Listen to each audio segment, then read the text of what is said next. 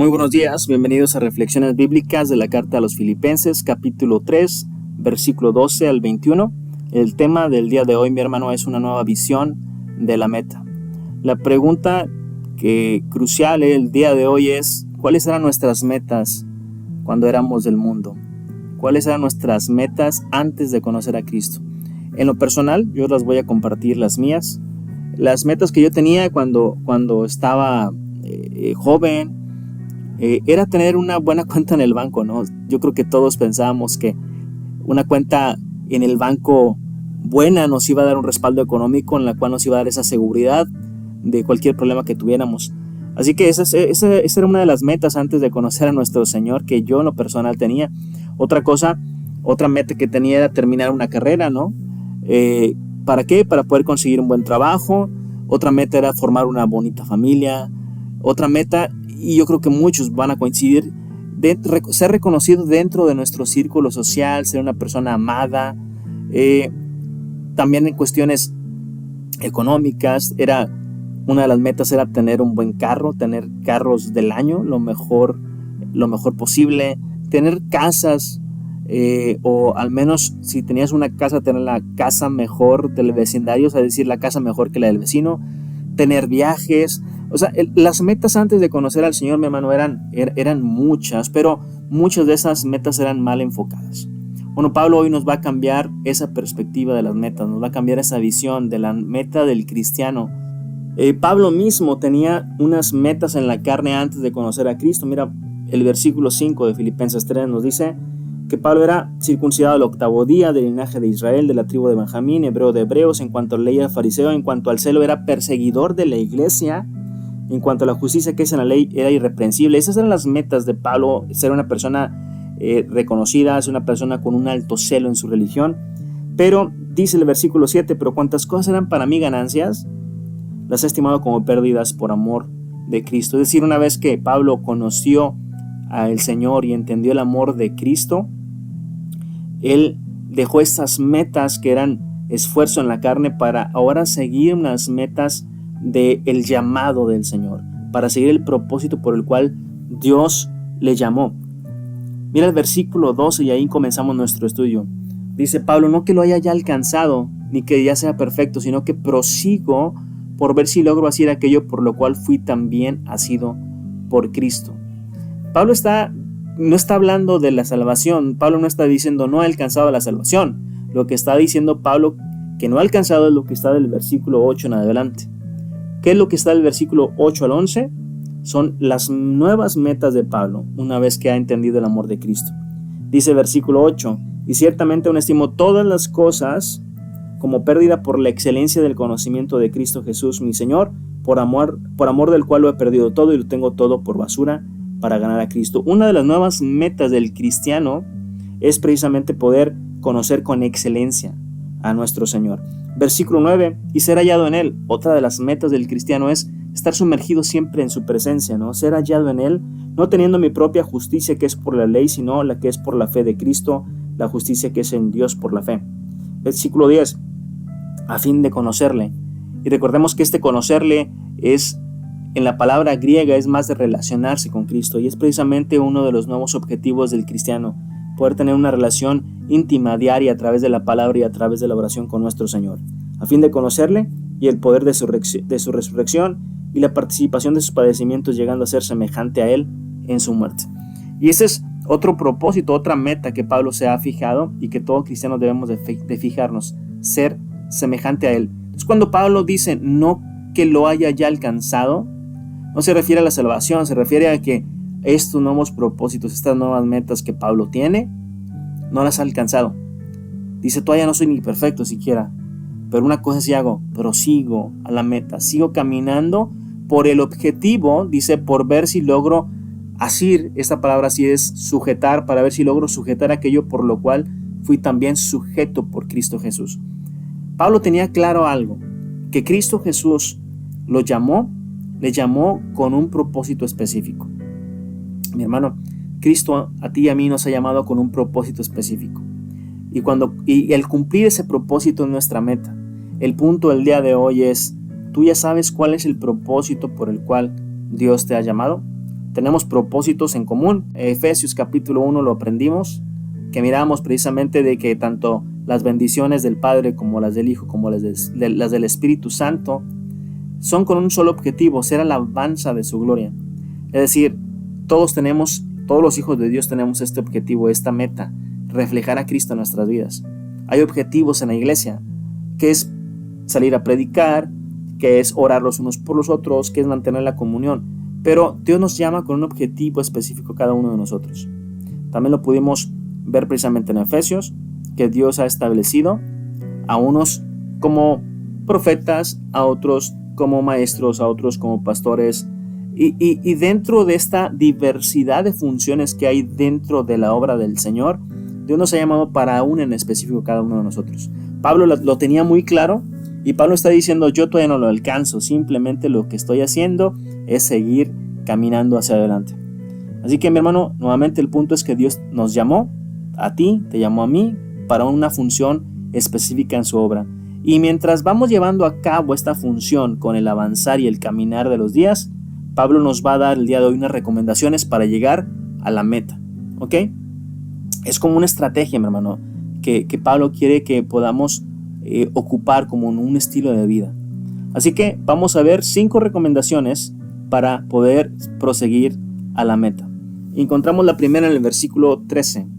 Hermanos, yo mismo no pretendo haberlo ya alcanzado, pero una cosa hago, olvidando ciertamente lo que está atrás. Es la primera recomendación. Suelta el pasado, mi hermano. ¿Sí? Olvidar ciertamente lo que está atrás es soltar el pasado. No sé si has visto gente que camina en el cristianismo, pero camina lento. ¿Por qué? Porque va cargando la mochila del pasado. Va cargando lo que le ocurrió, tanto los triunfos que tuvo antes como las derrotas que tuvo, las va cargando, y esas mochilas a veces hacen muy pesadas, muy pesadas. Pablo nos dice: suéltala, tíralas, deséchalas. Ahora, ¿qué tenemos que soltar? Los triunfos, es una de ellas. Hay mucha gente que vive de los triunfos pasados, pero hoy no están haciendo nada. Dentro de la iglesia, los hermanos, hay muchos hermanos que en este momento no están sirviendo y que dicen: no, pues cuando les toques el tema, ellos empiezan a hablar de su pasado y decir que ellos servían en el Señor, que ellos se levantaban muy temprano a orar, que ellos plantaron muchas iglesias, que ellos servían en este departamento, que sirvieron en el otro. Pero hoy, ¿qué estás haciendo para seguir avanzando? Porque si no estás sirviendo hoy para algo, no estás avanzando en el camino, no estás avanzando en el propósito, no estás avanzando en la meta. Otra cosa que tenemos que soltar del pasado son los fracasos. Y dentro de los fracasos, mi hermano, están las derrotas, están los pecados pasados. Hay mucha gente que falló al Señor en alguna ocasión y ya tiene años y siguen todavía lacerándose por eso. Mi hermano, ya Dios perdonó ese pecado. Si tú ya lo reconociste, si tú ya lo pusiste delante del Señor y pediste perdón al Señor, el Señor ya te lo perdonó. Así que suelta ese pasado, suelta ese pecado pasado y continúa avanzando a la meta. Hay gente, mi hermano, que vive cargando la mochila de una tragedia familiar, algún familiar fallecido, y que no avanza por meses, por años incluso, porque no han podido soltar el dolor de este familiar que se nos ha adelantado al Señor. Así que esta recomendación involucra 2 cosas: soltemos el pasado, tanto los triunfos como los fracasos.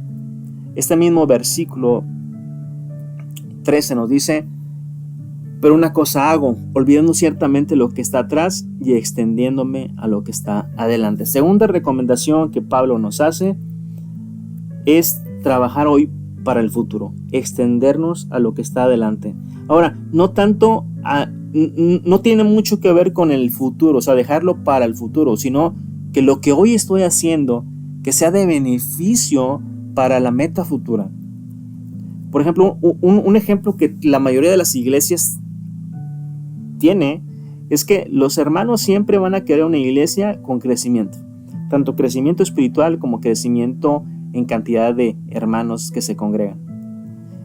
Y está muy padre tener este anhelo, pero ¿qué estamos haciendo hoy para poder llegar a esos puntos?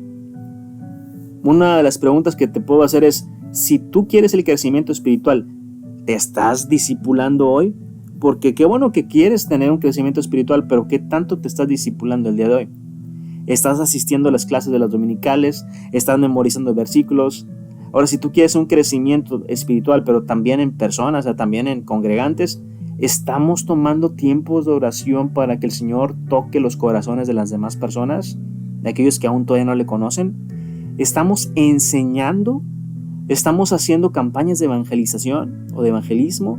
Si no lo estamos haciendo, mi hermano, pues simplemente se queda como un anhelo. Y Pablo nos dice, tenemos que trabajar ya, hoy, para el futuro. Y este tercer objetivo está en el versículo 14. Es la tercera recomendación de Pablo. Dice, prosigo a la meta, al premio del supremo llamamiento de Dios en Cristo Jesús. Pablo dice, sigo avanzando a la meta, sigo avanzando a mi objetivo, ¿no? Y esa es la tercera recomendación de Pablo, tener objetivos claros, proseguir a la meta. Para poder proseguir a la meta necesitamos tener objetivos diarios, objetivos semanales. Mi hermano, hay una diferencia entre meta y objetivo.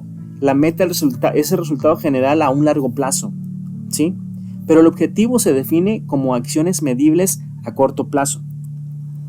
Uno de los principales errores que tienen las empresas, que tienen las iglesias y que tienen a las familias o los padres de familia es que no tenemos objetivos claros. Si el líder de la iglesia, mi hermano, no tiene objetivos claros, imagínate los hermanos que están congregando. Nuevamente regresando al ejemplo del evangelismo. Si decimos, este año vamos a enfocarnos en evangelismo, yo esperaría que vamos a hacer un plan.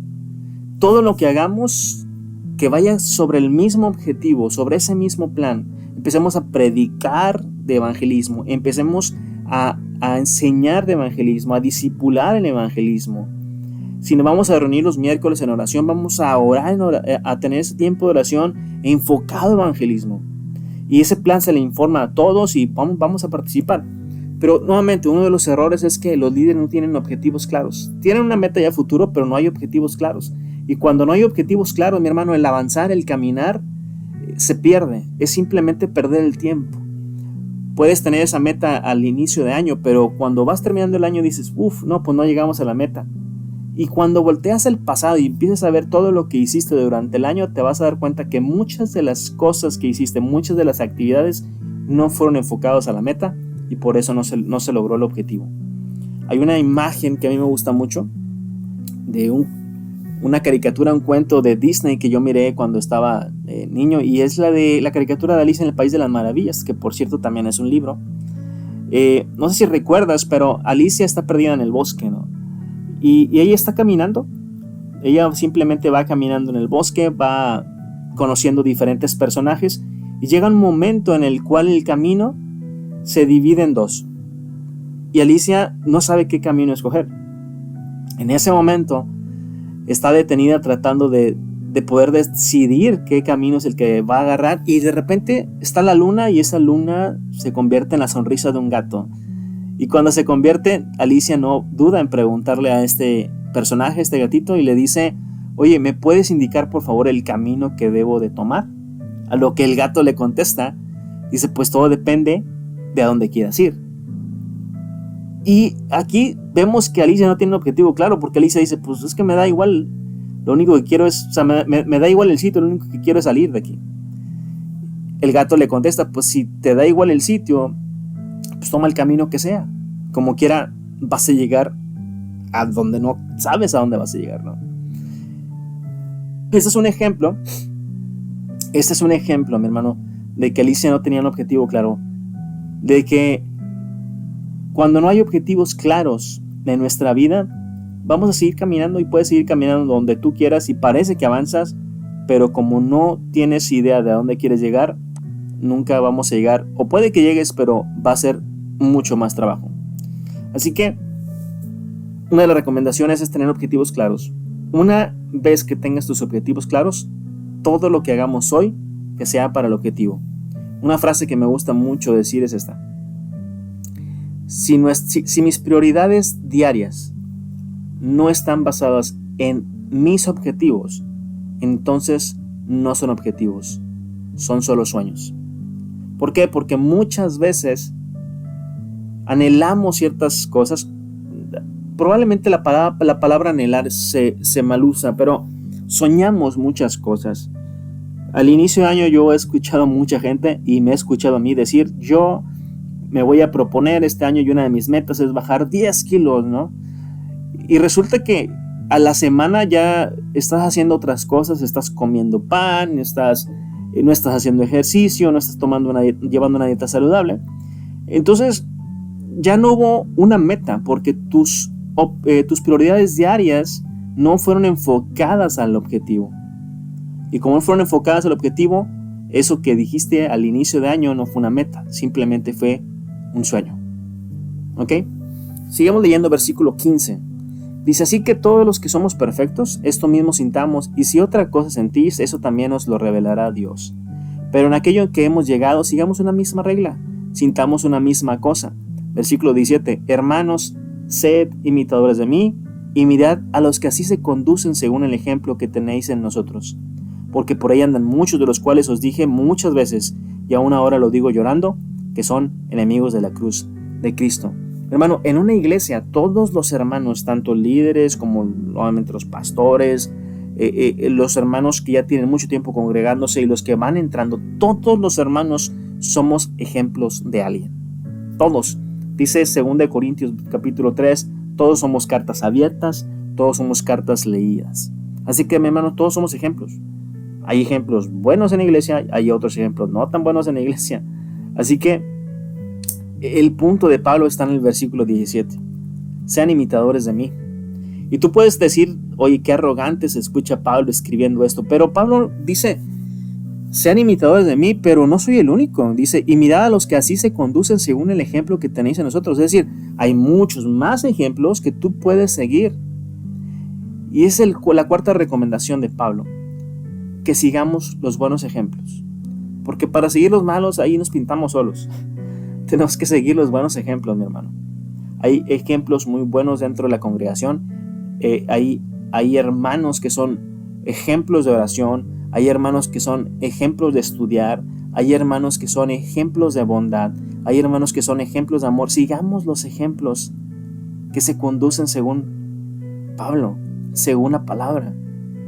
Y los ejemplos no tan malos yo no te diría que los desecharas. Simplemente son hermanos que ahorita están en crecimiento y lo que hay que hacer por ellos es orar.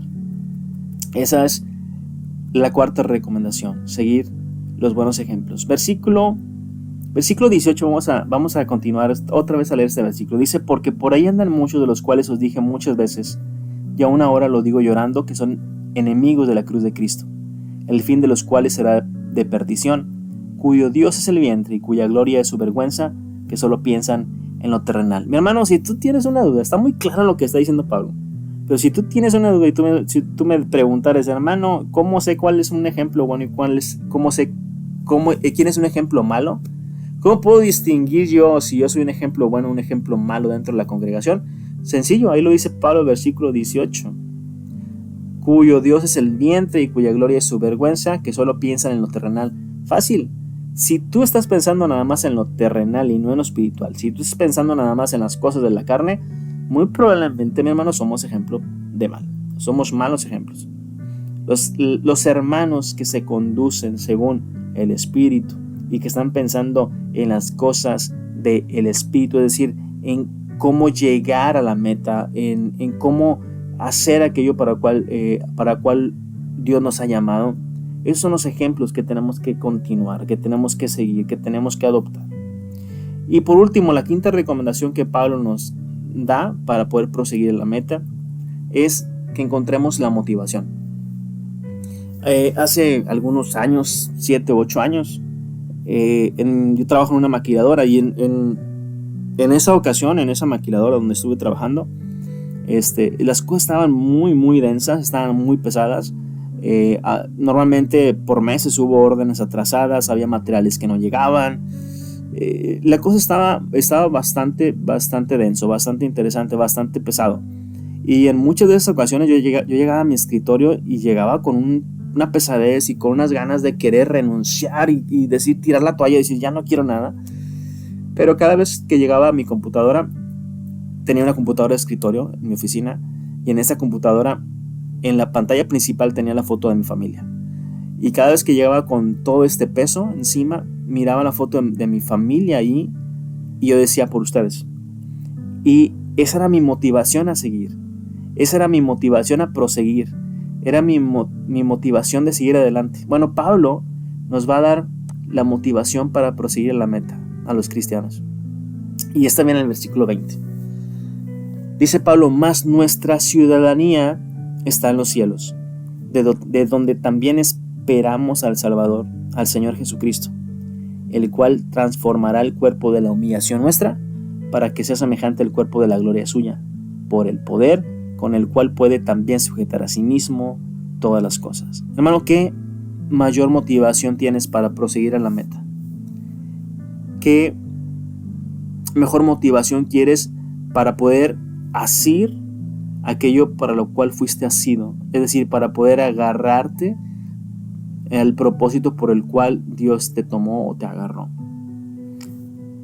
Mira, nuestra ciudadanía es celestial, no es terrenal. Ese es un motivo increíble. Ese es algo que tiene que llenar tu vida, que tiene que motivarte a seguir adelante. Número 2, de ahí mismo esperamos que nuestro Señor, que nuestro Salvador Jesucristo descienda. Y número 3, cuando Él descienda, dice el versículo 21, que este cuerpo que es de humillación. ¿Por qué de humillación? Porque tiende constantemente al pecado y estamos luchando constantemente por no caer. Bueno, este cuerpo de humillación, cuando el Señor regrese, va a ser transformado y va a ser semejante a un cuerpo, al cuerpo de su gloria. Así que, ¿qué mejor motivación, hermano, que esta? Pablo nos enseñó el día de hoy estos 5 puntos, estas 5 recomendaciones para poder proseguir a la meta. Soltemos el pasado, trabajemos hoy para el futuro, tener objetivos claros por el cual tengamos que trabajar todos los días para poderlos conseguir, seguir los buenos ejemplos y buscar la motivación. Hermano, recuerda que la palabra del Señor nos reviva día a día y nos reviva versículo a versículo.